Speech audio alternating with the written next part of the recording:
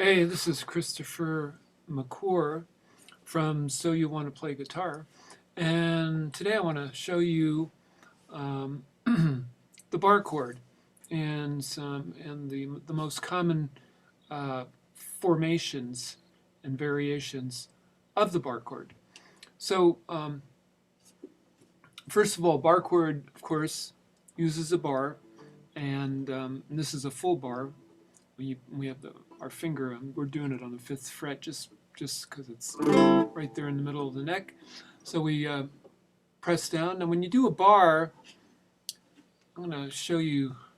So you really have to develop some strength here. And, it's like you should have enough strength that you can actually maybe hold your guitar. This is a light guitar, but you can see that if you're used to putting your thumb around the side of the neck, you can't really get your finger flat, So you really have to be behind the neck with that, and of course, if your thumb's too far on here, you're not going to get. That'll work. That'll at least work better than going like this. Okay, so the basic formation, this is a single bar, right? So a single bar, there's a single bar and there's a double bar. And a single bar has its root note, the tonic. So if on the 5th fret, that would be an A, right? And it has that note on the tip of the first finger, right? It's on the 6th string, right? So then if we go in with this formation, right, we've got the 3rd finger on the 7th and the pinky on the 7th of the 4th string, and then we've got the 2nd finger on the 6th fret of the 3rd string. That's a single bar major, and that would be an A major, If I did 2 frets down, it would be a G major. Let's stick with the A. Okay, so now when you take this finger off, what that's doing is it's taking this note, which is a major 3rd in the chord, and it's flatting it, so it's making it a minor 3rd. And so what that does is it turns that into a minor chord. So now we have an A minor. Okay, so then if we go back to that major chord,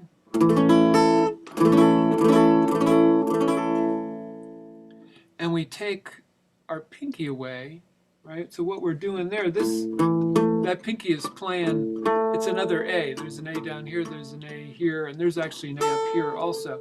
So it's taking this A, and it's, because we have the bar there, it's flatting it. It's making that a flat 7th, right? It's not a natural 7th, it's a flat 7th. So that chord, that's your single bar 7th chord, or it's called dominant 7th. And by the way, whenever you see a chord that's it's written as a 7th chord, it's always going to be a flat 7, unless it says major 7th or it has a triangle. Triangle is like the symbol for a major 7th. In which case, you're going to have a different chord, and you could just flat this note that much, right? Just one, and play it. You can hear that's a major 7th chord.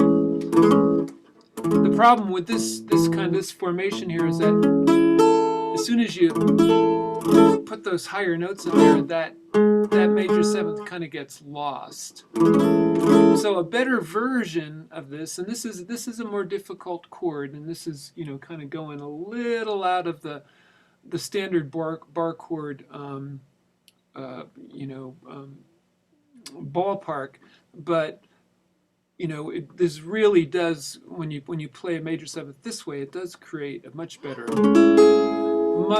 sounding major 7th chord. So what I'm doing there is, basically what I'm doing is I'm taking this single bar, right, and I'm shifting my finger so that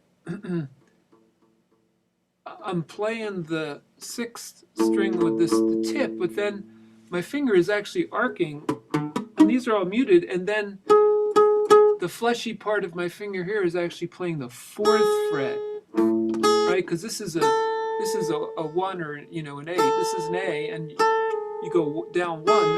That's a 7th, not a flat 7th, but a major, and so that's the major 7th. And then I take these fingers and simply I go to the next set of strings over, and I also go down 1 fret. So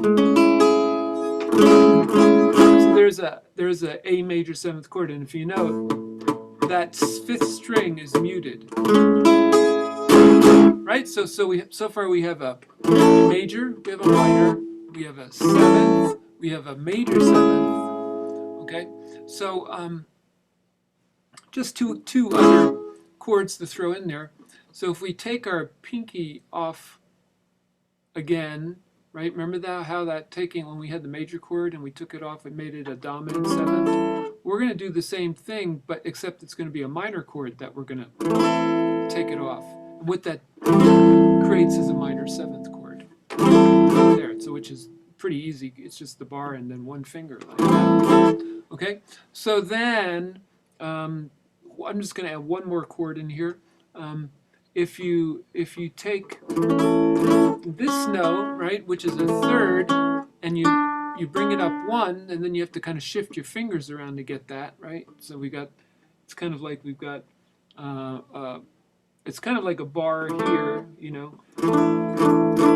but it's when you try to play it as a bar, it cuts off these strings. So play it like that. That is a suspended chord, right? Because here's the major 3rd, and we're going up to the 4th. And when you add a 4th into a chord, that it's called the suspended chord. So that's an A sus. So we got the A sus. So the toggling between a sus and a major, right, is right. That sus chord wants to resolve to the major. And then, there's the minor, and there's the dominant 7th, and there's the major 7th, and there's the minor 7th. Okay, so that's the single bar, right? That's where the tonic is on the 6th string.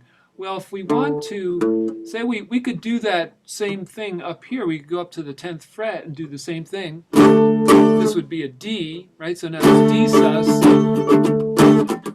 to a D major, to a D minor, to a D7, to a D major 7th, right? But if say we were we're playing a song and we were singing into a microphone, and we couldn't. It was kind of hard to like keep looking at the neck to see where the placement. Well, you could just play a D major right here. Right. So now this is a double. This is a single bar. This is a double bar, and it's a D. So this note on the 5th string right there, that's a D. So in a sense, this A down here is not even. It's just the 5th of the chord. It's not the tonic anymore. So now, and what we've done, it looks a lot. Don't get it confused with the single bar sus chord, right? The formation looks really similar, but here it's not on the 5th, 4th, 3rd string. Here it's on the 4th, 3rd, and 2nd string. So that's a D major. And then here's the major 3rd. So we're going to flat that. So now we have to kind of move our fingers around to get that. So there's a minor. That's a D minor. And then if we go back to the major and we take away the middle finger right there, right? That's actually a dominant 7, the 7th chord. But I tend to play it like that. It's just a little easier to just go like that. So we got the major, the minor, the dominant 7th, and then so here's the major 7th. The major 7th is actually easier as a double bar than it is as a single bar. So here's the high D. We're going to bring that note down 1 to a major 7, to a natural 7th. So we just have to kind of like rearrange our fingers like that. And then, see, that's a nice major 7th chord. Let's see. And so here's the minor. Remember, we went to the minor. And then if we take away that middle, that pinky, right? That's a D. If we take that off, and it's going to default to that bar down there, which is the dominant 7th. So now we have that's a minor 7th chord. And then if we go back to that major and we just put our pinky up 1 fret right there, that's the sus chord. Right, here's the minor, here's the dominant 7th, and here's the major 7th, and here's the minor 7th. So there you have it. That's this is by no means an exhaustive presentation of bar chords, but it's pretty thorough. If you learn, what do we got? 1, 2, 3, 1, 2, 3, 4, 5, 6. We got six different chords, right? We've got single bar and major and double bar. Of course, that all these chords can be moved around. They can be moved around. They're modular chords. That's the beauty of a bar chord, is that you learn one formation. Here's a sus chord, and you can move it anywhere you want. It's like A sus, sharp sus, D sus. And I just want to say something about the sus chord.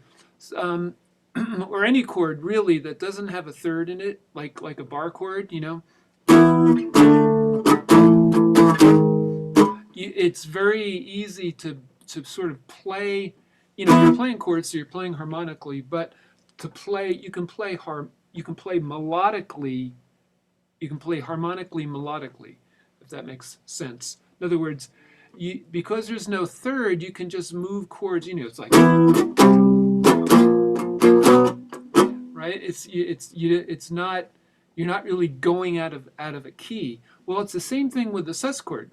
Because there's no third, you can you can move that sus chord around. It's like,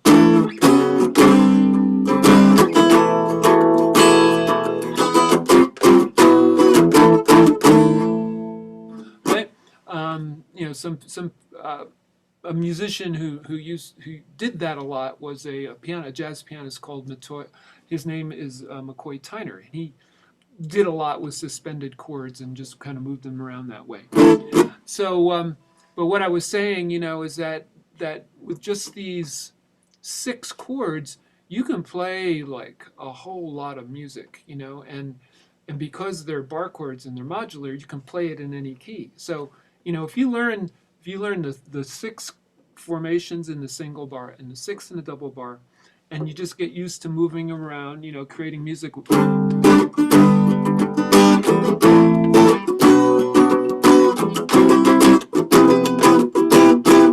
You can virtually play probably 80% of the music that you hear. So anyway, this was about single and double bars, and just a fairly thorough kind of presentation of them both.